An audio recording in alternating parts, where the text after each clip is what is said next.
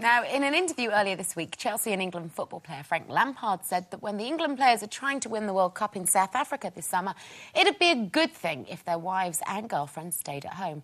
I don't want the distraction, he said. So, are we distracting wives and girlfriends, especially when our men are hard at work?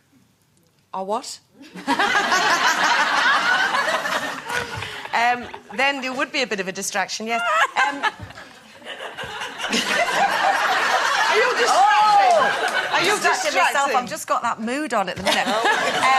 No, I do find Tim coming to my work, I love it sometimes, but it is a distraction for me as well. Because you know when I've told you that Tim wants cheeky cheeks, he does this... Oh, so I'll just be about to go and do a live show and he goes, oh, you got 5 minutes in your dressing room, Flo? And I go, I'm doing a show. What about when he's doing a show? Have you ever been... Oh, I don't do that when he's doing a show. No, what I do tend to do, I do tend to sort of heckle him a bit or do that thing on stage going, don't tell that joke. Right in the middle of his act, which, as you can understand, is a little bit off-putting. Yeah. I couldn't be one of those people who follow their husbands around the world and doing things like that. That would absolutely do my head in.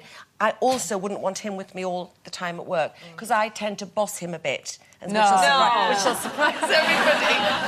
But, yes, I do find... Also, if you're sort of away working and your partner's there...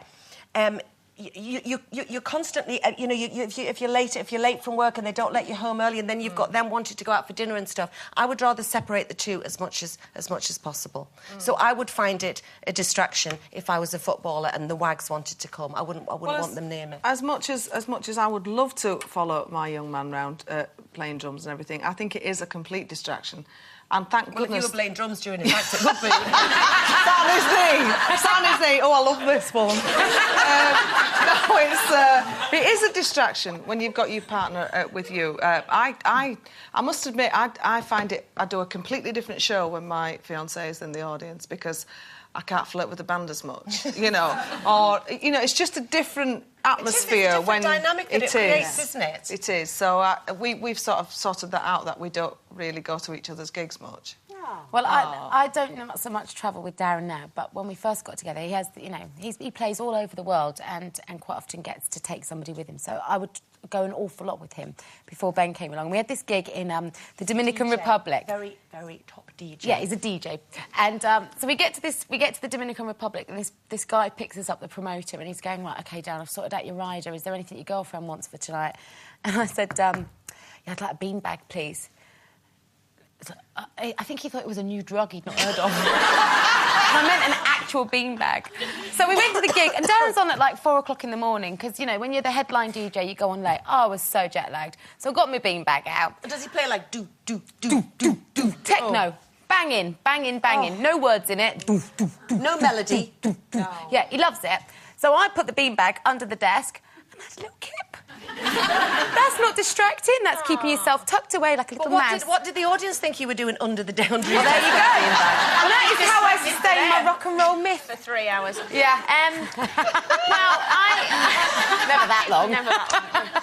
I don't know, but I don't distract Ray. I can't distract Ray, because Ray's greatest love in his life, and always will be, and will always come first, is his guitar.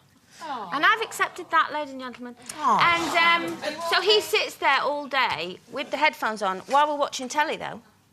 You're joking? Strumming the guitar. Oh, you've no idea.